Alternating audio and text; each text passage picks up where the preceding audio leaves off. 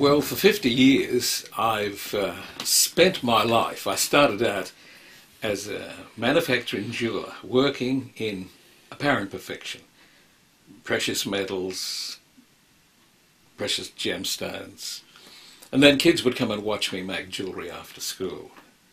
And then I gradually saw in them something of my own life. I didn't let school interfere with my education, and I didn't let religion interfere with my morality, but that's another story.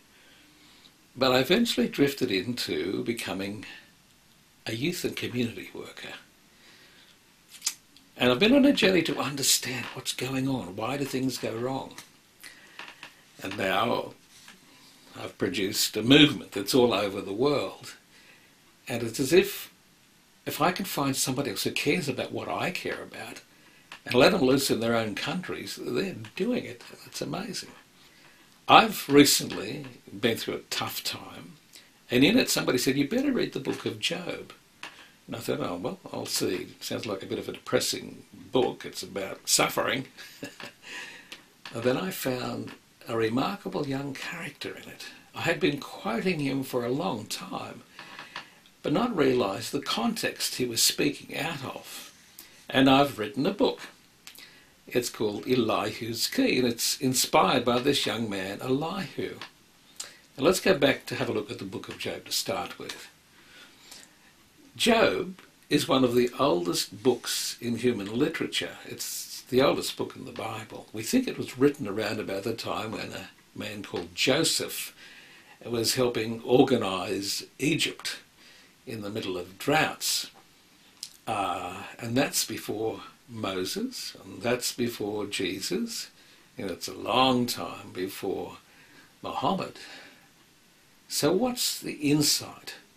And why has it lasted so long? It's amazing how many people who say the book of Job has got something that's inspired them. Let's come back and have a look at this. Young man Elihu's been watching this character he'd admired for years. His name was Job. He was a wealthy man, he was generous, and all of a sudden everything goes wrong for him and the wheels fall off. His house gets blown down, his children get killed, and he hits an economic brick wall, and then his friends come to comfort him.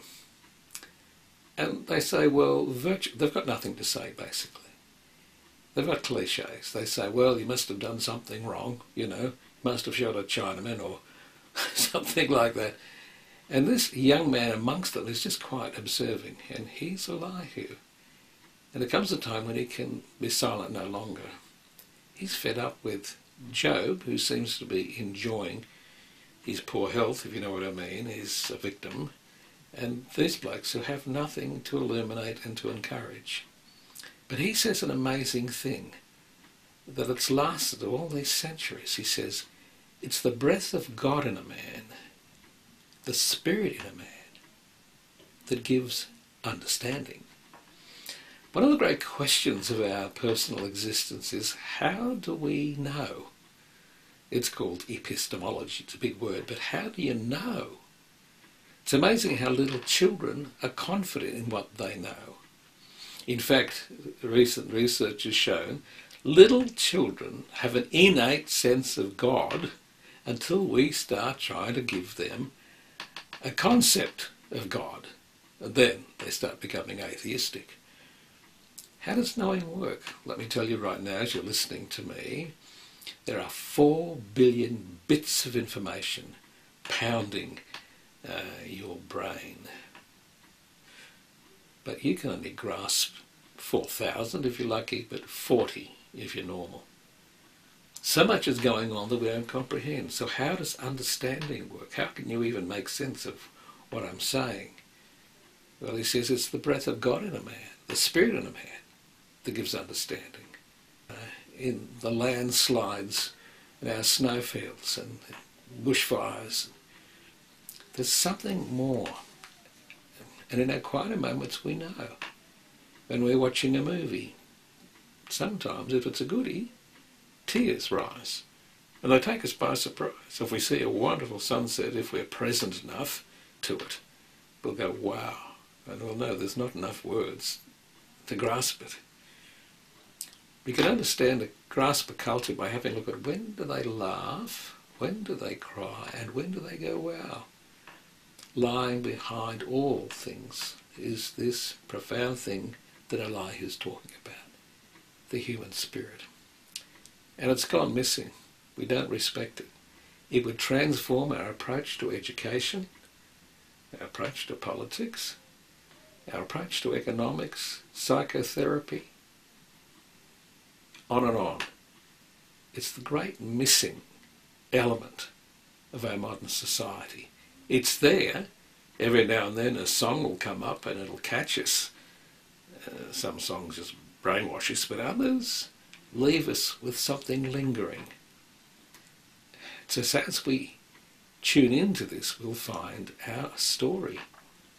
And we then need frameworks to work out how do we write that story with our lives without losing the plot. There are those who are called level 1 thinkers, and they're just chaotic adolescents that have never got over their impulses.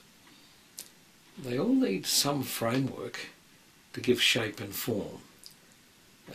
Whatever you think about Islam, Cat Stevens found it in the Islamic faith. The young man who's leading the demonstrations in Hong Kong, he found it in a profound Christian experience that is ready to take on an impossible dream. The whole of mainland China. Is he a madman? Or is there something more? Is there something bigger than time and space? And what I'm going to say you might find haunting or fascinating, and that is it's in you.